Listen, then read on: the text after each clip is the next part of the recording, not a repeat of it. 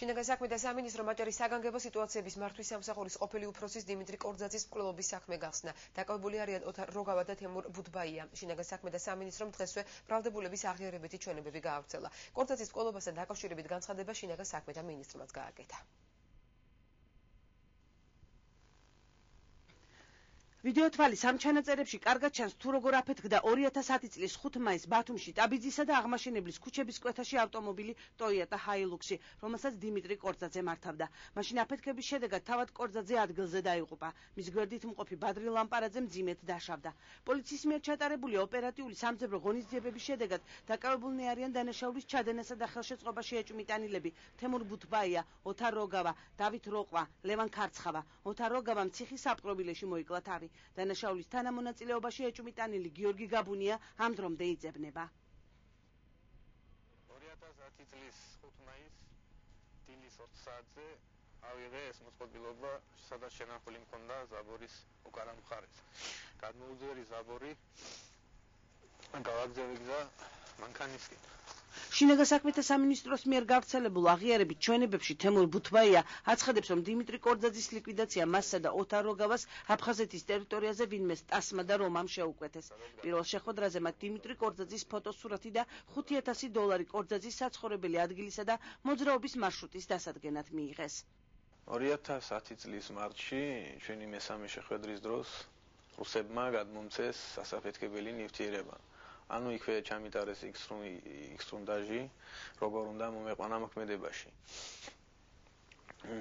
თან განმარტეს, რომ ეს საქმე მე უნდა გამეკეთებინა, ანუ ამეფეთქებინა დიმიტრი კორძაძე. და ამის გაკეთების შემთხვევაში $50,000-მდე ამინაზღაურებდნენ ფულად თანხად.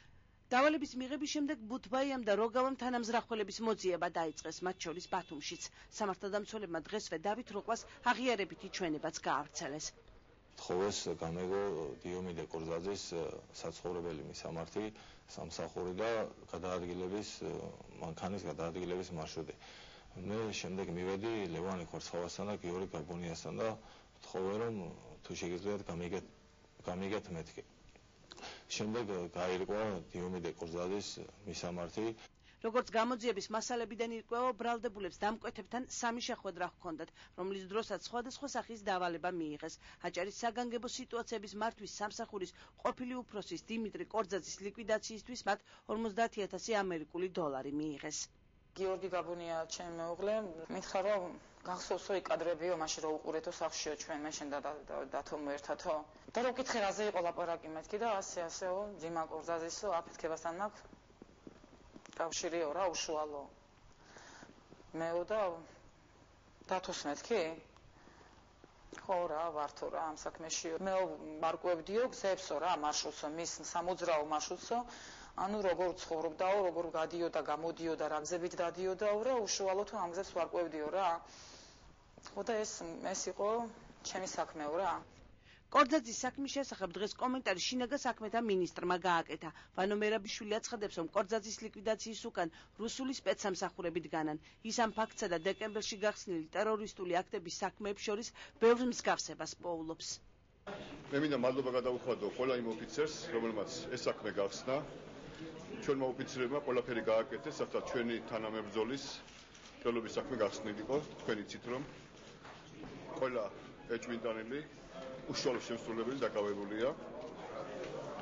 გამოძიებას სერიოზული მტკიცებულები გააჩნია იმ საკითხთან დაკავშირებით, რომ ამ საქმის უკან დგანან რუსული სპეცსამსახურები და ეს არის ერთ-ერთი უპრეცედენტო ფაქტი ჩვენს უახლოეს ისტორიაში.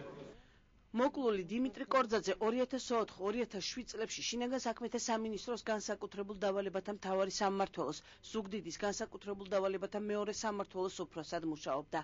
მის მკვლელობაში ბრალდებულები, დანაშაულებრივი სამყაროს წევრები ოთარ როგავა და თემურ ბუთბაია წლების განმავლობაში მოპარული ავტომანქანების აფხაზეთის ტერიტორიაზე რეალიზაციით იყვნენ დაკავებული.